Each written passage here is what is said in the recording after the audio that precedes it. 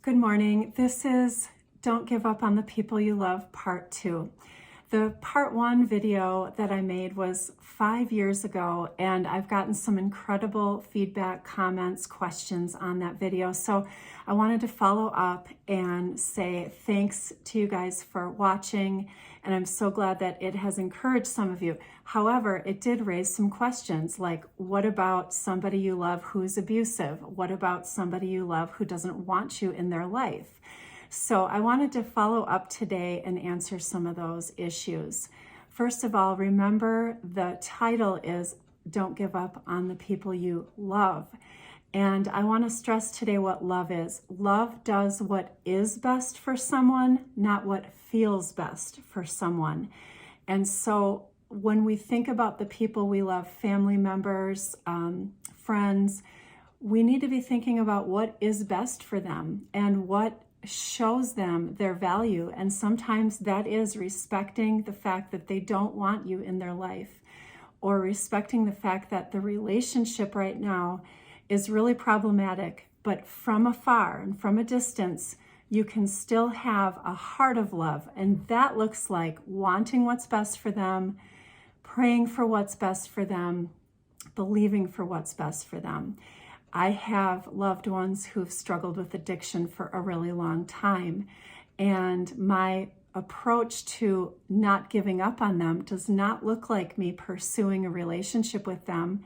It does not look like me having them in my everyday life. There are actually people from my past that I have zero contact with, but I have not given up on them.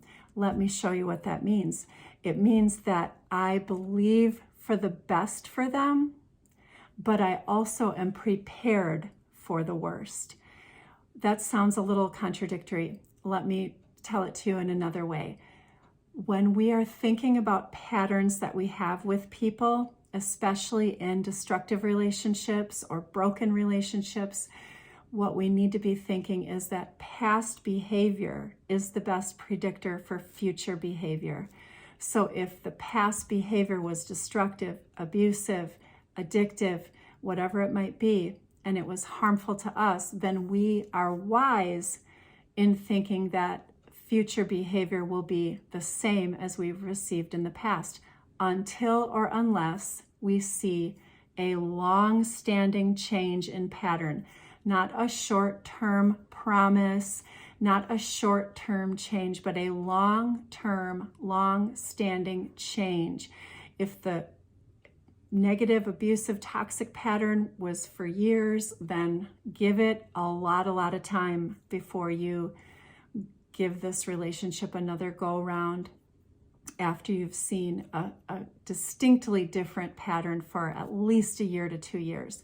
But with that said, love still believes for the best. That's what I mean by not giving up. You can still pray for that person, hope for the best for that person, keep your heart right so that in the event that this person does a turnaround, this person comes back into your life and they have done hard work and a relationship is actually a possibility, you're prepared for that. You're not broken, bitter, resentful, wanting to make them suffer and punish them for pain that they've caused you. So remember that not giving up on the people you love doesn't always mean pursuing the people you love, but it means pursuing a right heart for yourself so that you can remain in a peaceful state as it relates to that person. You can remain in a place of reality. In other words, if the person in reality either has rejected you or abused you, then you are staying in reality by saying, well, past behavior predicts that I'll probably get more of the same in the future. So my way of not giving up on that person is praying for them, that they deal with their issues, that they, if it's anger, if it's addiction, whatever their destructive behavior is, you're believing for them, you're hoping for them, but that does not mean you're pursuing them. On the flip side, my friends, pursue healing and growth for yourself. Because here's a little tip, and maybe it'll be another video if you guys want, but we tend to attract, who and what we are. So if your patterns are old, long-standing, and toxic, you're going to just draw people with the same type of long-standing toxic history. Maybe the pattern itself is different, the behavior itself is different, but the, I'll just call it the bondage to that cycle is as present as your bondage to your own cycle is. So the best way, the very best way to not give up on the people that you love and do what is best for them is for you to become the most whole and healed version of yourself that you possibly can.